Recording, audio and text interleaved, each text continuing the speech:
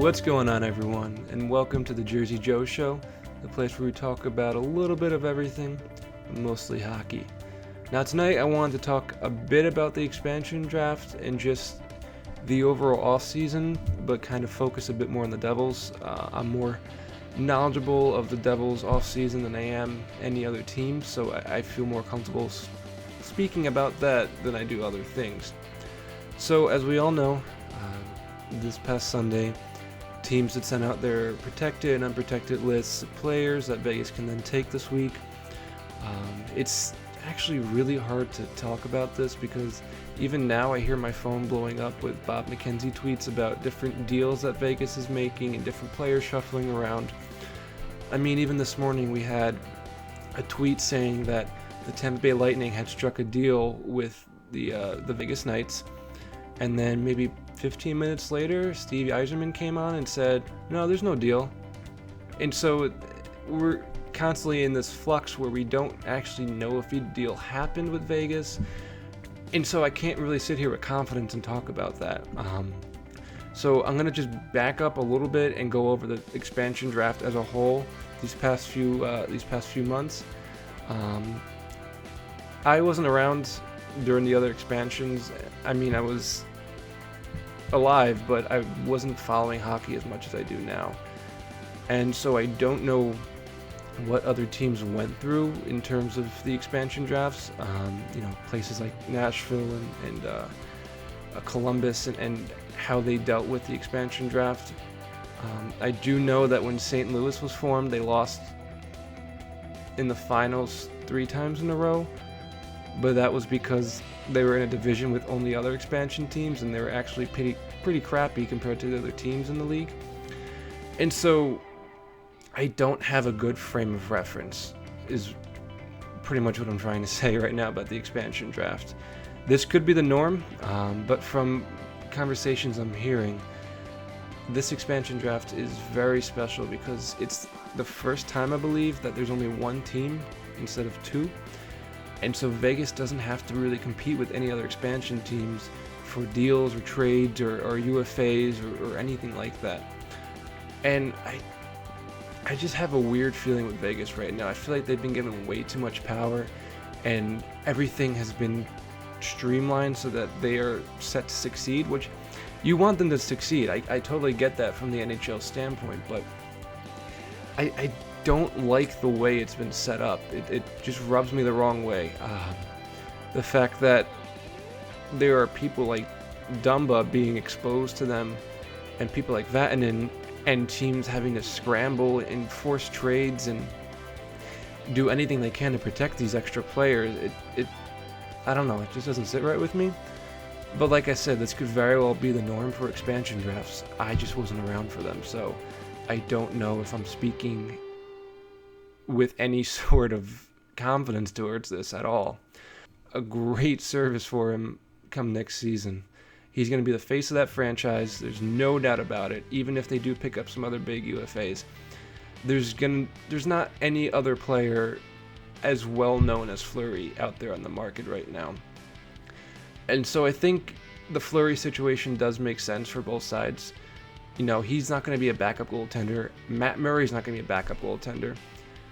I'm sure the Pittsburgh Penguins would have liked to have gotten some sort of asset back for him, but the fact that they do end up protecting their entire roster now because Fleury's going to be the sacrifice towards the Vegas Knights at the end of at the expansion draft, I'm sure they're feeling pretty okay about it. And I think if any team is going to be happy about this draft, it's going to be the Penguins. And I think they have a lot to feel good about this offseason. I don't know a lot about the unprotected players that the other teams have.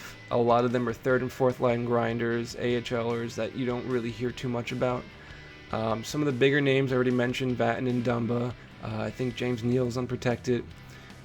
There's a lot of Devil. Obviously, I know the Devils players that are left exposed, and I'm very upset about some of the people that were left off that list. But it's interesting to see how the teams are reacting. I heard today from Bob McKenzie, who's probably my most trusted source for insider news, is that 6 teams have now signed deals with the Vegas Knights to protect players. I think they're talking about Arizona, Columbus, Chicago, the Islanders, I think the Lightning, and one other team, I forget who, have all decided to sign deals with Vegas, which means they can either give them a prospect or round picks or something else to protect their players, or to have them choose another player on the unprotected roster. And so the result is that Vegas now has 3 and probably more first-round picks this coming Friday in the entry draft. 3 first-round picks for an expansion team. And again, I don't know if that's the norm, but that is ludicrous to me. The fact that they're going to be picking 6th overall, somewhere in the teens, and I believe somewhere in the 20s, and it's their first season. Obviously, those prospects aren't going to be super productive in the first year, but we're looking at a team that in 3 to 4 years is going to be pretty nasty, and I assume that's the whole purpose behind this. But again, I feel like they need to pay their dues a little bit like the other expansion teams did. I think it took Nashville over 20 years before they even got into the Western Conference Finals, whereas you're looking at 4 years from now, a Stanley Cup contender with the Vegas Knights, especially if Fleury stays the same way he always has. If you have James Neal, you have, unfortunately, Michael Camilleri or Bennett on the team.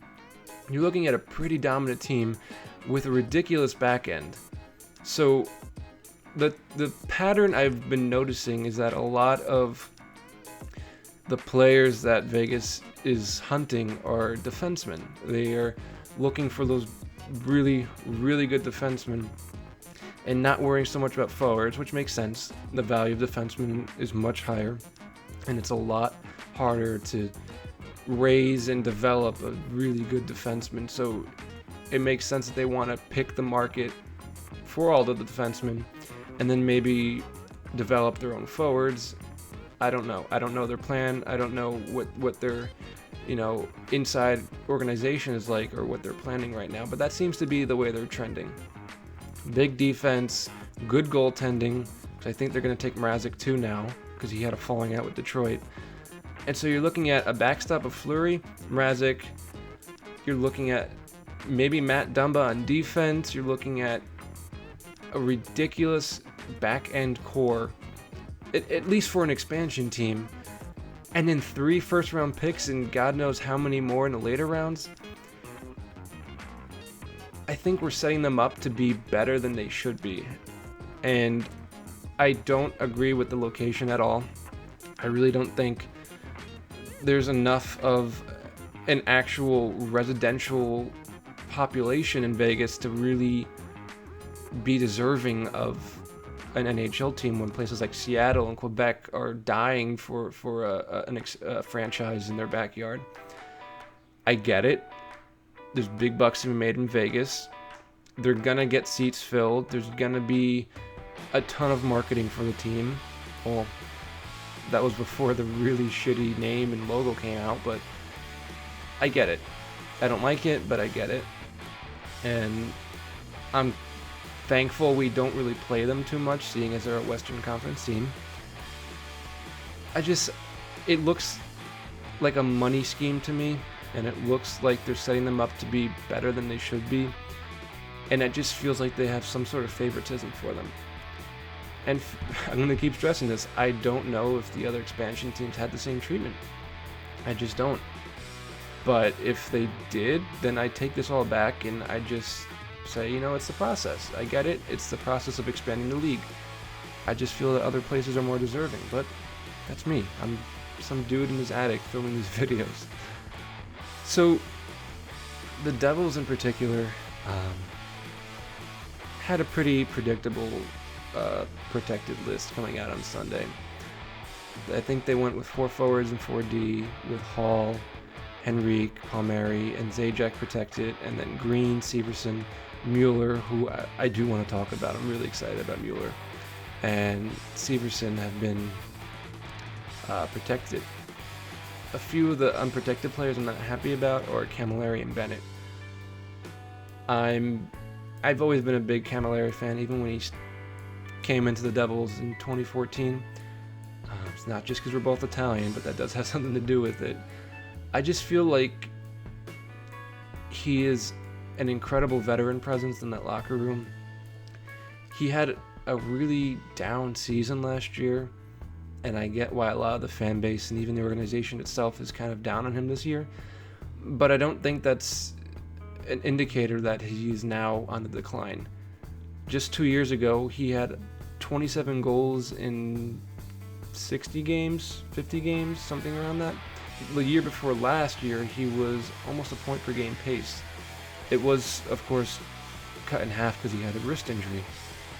But before his injury, he was on fire. And so the fact that he had a down year last year, it's not enough for me to just want to throw him away to Vegas like this. I get it from a business standpoint, but I'm wondering if maybe his wrist injury is still nagging him, and that's why he had a down year. I'm also thinking this is a year that Henrique and Palmieri were incredibly underwhelming compared to the previous season. Maybe 2 seasons ago was an outlier, and we're just seeing what the Devils really were last year. But when everyone has a down year, you don't just pick out one guy and throw him overboard for it. But again, he's the oldest forward we have. His numbers weren't great. Who would I switch him with on the protected list? No one. I get it. I do. But it's hard to see him just be thrown to the wind like that, and that's going back to why I just don't like the expansion draft in general. I feel like you just have to give a good player to the Knights because the league decides they want a new team, they want to make more money, and we kind of just get screwed for it. But in 10 years I could be saying something different when 3 more teams are in the league and there's 90 more players filling out the rosters, and it's probably going to be an even better time for hockey. So it's growing pains. But on the other hand, this is going to be a very, very exciting offseason for the New Jersey Devils. I mean, I don't even know where to start. We have the almost confirmed rumor that Kovalchuk is going to be coming back this summer. The Devils have the first overall pick. We have 11 down to 10 draft picks in the coming draft. And we've just picked up a sort of reclamation project in Mueller from San Jose this past week. And so it's looking to be a very, very exciting season for the Devils coming next year. So, Kovalchuk. Don't even know how to explain how excited I am about this. It's almost been an inside joke for the Devils fan base that Kovalchuk is going to be coming back. Every summer since he retired, we've had tweets and rumors, usually coming from Russian sources, that Kovalchuk is coming back the next year, or he's looking at teams to come back to New Jersey. But it never actually happened to be the summer where he was eligible to come back. And that's this summer. His contract is up in the KHL. We have the cap space for him. Do we have a roster spot for him? I don't know. But regardless, if he comes back, he's ours to do with. And we can flip him for some really good assets come July 1st. We can sign him and put him on, Nolan Patrick's wing, maybe, next season for opening day. Or there's so many things that could happen with it. Again, it's not confirmed. It really depends on what happens come July 1st. And what I mean by that is it hasn't happened yet. It's been all but confirmed at this point, but it hasn't happened yet, and anything can happen between now and then. So I'm keeping my hopes a little bit tempered at this point, but it's looking to be a really exciting opportunity for the Devils. And even without the Kovalchuk situation going on, we have first overall in franchise history ever. Yeah, it's a bit of a weaker draft, and I absolutely hate that term, which I'll talk about, but it's the first overall. So Patrick or Heishier, Nico. Let's call him Nico. I'm Team Nolan Patrick all the way. I always have been. I'm not. I'm a fan of Nico. I am. I absolutely think he's deserving of the number 2 spot. But let me give you my reasons for this. So, you have Nolan. He's the Kopitar Light, as they call him. He's big body, physical, two-way centerman. He's got vision. He's got a good shot. He's kind of the whole package. He's well-rounded in every aspect. Then you have Nico, who's a bit more offensively upside it, a bit less defensive. He's, I believe, a bit faster. He's a better skater with better hands. But he's smaller, he's lighter, even by a little bit, but that's still that's adds up to a lot in the NHL. And the fact that he's was ranked number 26 a year ago, and he just shot up to number 2 over one season, I feel like he was a one-hit wonder, a bit of a flash in the pan. Again, I'm not a scout. I don't know what his ceiling's going to be like. I don't know what his floor is like. He's absolutely a fantastic player. But when you get first overall, you got to pick the best player in the draft. You have the pick of the litter. You pick the person you can build your whole franchise around. And I just feel like Nolan Patrick is that guy. He's going to be a good complement on the top line with Taylor Hall and Palms. He's going to be able to fill in anywhere on the power play, on the penalty kill. He's going to have those big minutes. He's going to be that game breaker. He's just a much better player to build your franchise around, and that's something we need. We don't have that right now. Whereas with Nico, he'd be great if we had an Austin Matthews already. We can put him on the wing. He'll be an elite winger. It would be a fantastic situation, but based on the Devils' needs, I don't think Nico is the best fit. Again, if we pick Nico, I'll still be overwhelmed with excitement because he is, as I said, a fantastic player and is definitely going to help us next season. But I'm just not impressed by him as much as I am by Nolan. And I just don't think he has what it takes to edge out the rest of the competition. I just don't think he's a better player. And I know our fan base is split almost precisely down the middle. About 2 weeks ago, you were hearing rumors that Shiro was edging on the side of Nolan. But then a flurry of tweets come out today saying that our organization's heading towards Nico. So, I don't know. I didn't scout. I didn't interview them. I don't know enough to really make an informed decision. This is just based off the videos I've seen, based off the scout analysis I've read about them, and just basically the conversations that I'm hearing from different people about them. Nolan Patrick's just a better fit based on that information. I'm happy to be wrong. Nico could be a fantastic centerman for the Devils next year, and I will eat my words. I absolutely will. But what also worries me is that Philly, a divisional rival, has the number 2 pick. So if we make the wrong choice, they're going to reap the benefits. But likewise, if we make the right choice, they're going to suffer for it. Or maybe we both have fantastic players, and that's more likely the scenario that's going to happen. But there is a bit of an added stress to it because our division rival will be picking based on our pick. Unless one of us goes completely off the record and picks a defenseman or a goalie for some very strange reason. So it's Nico versus Nolan on Friday.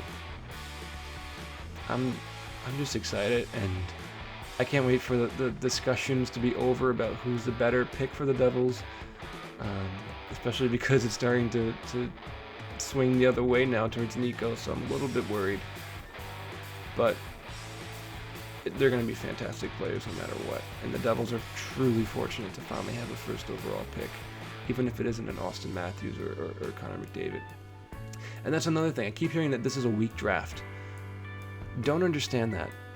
Maybe there's no generational talent as number 1 overall, but to sit here and tell me that the next 100 plus skaters in the 2017 draft are marginally worse than the 100 plus skaters the past 2 years, no, that's not true. It's a normal draft in the sense that you will find talent all throughout it. It's just that the number 1 and number 2 might have went number 3 and 4 the past 2 years, maybe even 5 and 6. but it's still a ridiculous draft. And the Devils have 10 picks now. And so we're either going to pick up a decent amount of prospects on all positions, or we're going to flip them for assets and get, some NHL-ready defensemen, or well, I don't know what else we would need at this point, but it's looking to be a really beneficial draft for the Devils. And I think we even have a stockpile of picks for 2018 as well. So the future's looking up for the prospect pool for the Devils, and the first overall is just icing on the cake. And the last thing I want to talk about is the Devils' newest acquisition, Mueller from San Jose, that we picked up on Saturday just before the roster freeze. He's a 22-year-old defenseman from San Jose. He was picked, I believe, 13th overall by San Jose in 2013. And his scouting analysis basically said he's Roman Josi light, just like Nolan Patrick's Kovalchuk light. You don't want to say they're going to be like that player because that's just setting him up for failure. But in terms of play style, he is like Roman Josi. He's a really good skater who has the defensive ability to be a shutdown defenseman, but also has a bit of an offensive upside, which I guess makes him a two-way defender. I don't want to put him into a mold right away because I don't know what kind of a player he is, but that's what it sounds like, a really good skater and a really good two-way defenseman. And basically the price we paid for him was a second round and a fourth round, which we got from trading Stepniak and I believe Parento to Nashville this year. Stepniak to Carolina the year before. And people were saying that's a bit of a high price to pay, but I don't think so, and I have a few reasons why. The first being that he was on San Jose, who had arguably the best defensive core, maybe behind Nashville this year, but they definitely had it in 2015, 2016. It got them to the Stanley Cup final, especially if Brent Burns, you have Vlasic on there. There's not a lot of room for a prospect to develop on that blue line. He's going to be pushed back to the AHL. He's not going to have that first pairing, maybe not first, but second pairing, third pairing time that he needs to develop in the NHL. I think he played 4 NHL games his first year in the NHL. I mean, NHL games is in the upper league, and then he played the rest in the AHL. So he wasn't given the proper time to develop. He just wasn't. And there's the myth that defensemen take longer to develop than forwards. So he's 22. He was the same age that Adam Larsson was when we were all screaming for him to be traded because he was terrible. And then Pete DeBoer was traded, and we saw what happened with Larsson the next year. He was phenomenal, and his value rise so high that it matched that of Taylor Hall. Arguably, his value matched Taylor Hall's, but he was traded in a 1-for-1 for Taylor Hall. And Mueller's under Pete DeBoer just as Larsson was. And he's the same age. I'm not saying he could be the next Adam Larsson. I'm just saying that he could be a really, really good defenseman that we got for a second and a fourth rounder who may not have panned out to be anything. So I'm optimistic. I'm looking forward to it. I don't think we should be so pessimistic and to just write him off as an AHLer right away. I think his floor, if anything, is going to be a third pairing defenseman. He's going to be better than Lovejoy. He's definitely going to be better than Prout. And I think the Devils are committed towards his development, especially because he was protected. All in all, there's just a lot happening right now for the Devils, and it's a super, super exciting time to be a fan. I know I'm waiting right now to see the new jerseys. Hopefully they're okay. Nashville's were a bit worrisome this morning, but we'll see. Apparently there's no changes. We'll see who Vegas picks in the next few days. We'll see if there's any trades the Devils make to protect extra players or pick up assets. And then Friday night we get to see who the Devils pick first overall. And then 2 weeks from now we see what happens with Kovalchuk. It's just one thing after another. And I'm just so excited for the next season to start. So that being said, have a great night, guys. And above all else, let's go Devils.